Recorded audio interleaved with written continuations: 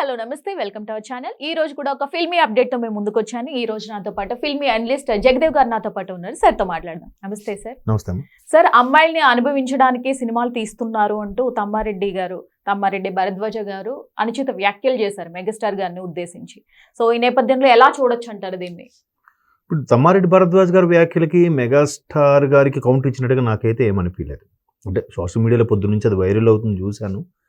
అంటే చిరంజీవి గారు ఏమన్నారంటే కాస్టింగ్ కౌచ్ అనేది అంతగా లేదు, దాన్ని కొన్ని ప్రలోభాలకు గురి చేస్తున్నారు, ఎక్కడో ఏముండదు, నాకైతే అలాంటివి ఏమీ ఎదురుపడలేదు అన్నట్టు అనే ఉద్దేశంలో మాట్లాడారు. ఎందుకంటే ఆయన ఎప్పుడు ఒకటి చెప్తాడు, చెడు ఎప్పుడు చెవిలో చెప్పాలి, మంచి బయటికి చెప్పాలి అన్నట్టు గట్టిగా చెప్పాలి.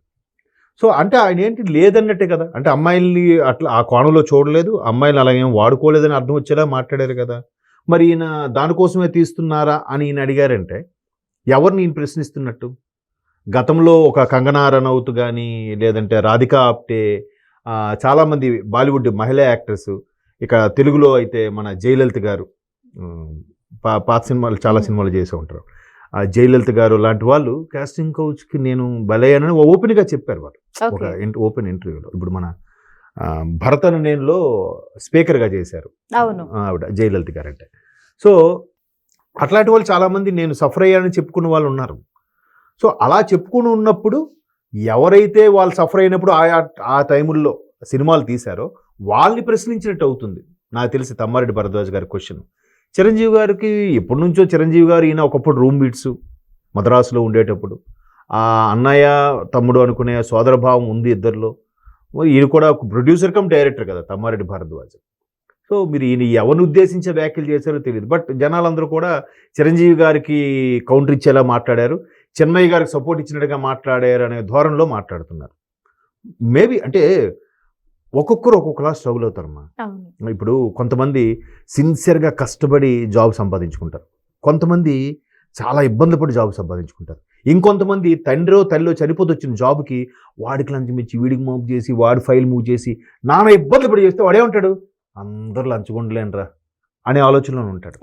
ఈ స్ట్రిక్ట్గా జాబ్ కొట్టిన వాడు ఎలా ఉంటాడు, దేశాన్ని ఉద్ధరించేద్దాం సమాజాన్ని ఉద్ధరించేద్దాం అని ఒక 5-6 ఏళ్ళ పాటు సిన్సియర్గా ఏ లంచాలు తీసుకోకుండా స్ట్రిక్ట్గా ఉంటాడు.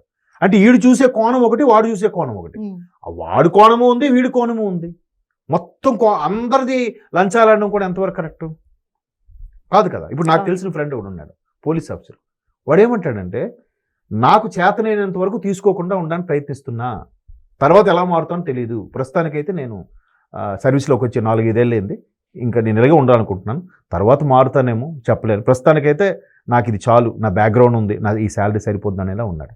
సో అది ఎందుకు చెప్తున్నానంటే ఒక్కొక్కరు చూసే కోణం ఒకలా ఉంటుంది, వాళ్ళకి ఎదురైన అనుభవం ఒకలా ఉంటుంది, వీళ్ళకి ఎదురైన అనుభవం ఒకలా ఉంటుంది.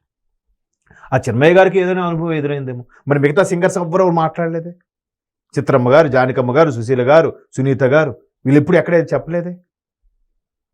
మరి అలా అనుకుంటే ఆయన మరి చిరంజీవి గారి కౌంటర్గా ఇచ్చారా, లేదంటే అలాంటి యాంగిల్తో ఉండే వెధవులకి ఈయన సూటి ప్రశ్న వేశాడా అనేది ఆయనకే ఒకసారి అడగాలి. ఎందుకంటే చిరంజీవి గారు అన్నదాంట్లో తప్పు లేదు, చిరంజీవి గారికి ఈయన ప్రశ్నించే అవసరం కూడా లేదు. చిరంజీవి గారు లేదని అన్నారు, మేము ఆడవాళ్ళని ఆ కోణంలో చూడలేదని సెన్స్లో చెప్పారు, అలా మేము వాడుకోలేదనే సెన్స్లో కూడా చెప్పారు. మరి ఈయనకి ఎలా అర్థమైందో, ఈయన ఎందుకు కౌంటర్ వేశారో, ఈయన ఎందుకు చిన్మయ్యకి సపోర్ట్గా వస్తున్నారన్నట్టుగా సోషల్ మీడియా అంతా కూడా సపోర్ట్గా వస్తుందో ఆయనకి చిన్మయ్య గారిని కూర్చోబెట్టి ఇంటర్వ్యూ చేస్తే క్లారిటీ వస్తుంది. చూడాలి సార్ మరి ఈ వివాదం ఇంకా ఎటు నుంచి ఎటు వెళ్తుందో అనేది. సోషల్ మీడియా ఎటైనా తీసుకెళ్ళగలదు, రాత్రి స్టార్ చేస్తుంది, రాత్రి కిందకి పాతాలని కూడా తొక్కేస్తుంది. Exactly sir, thank you so much.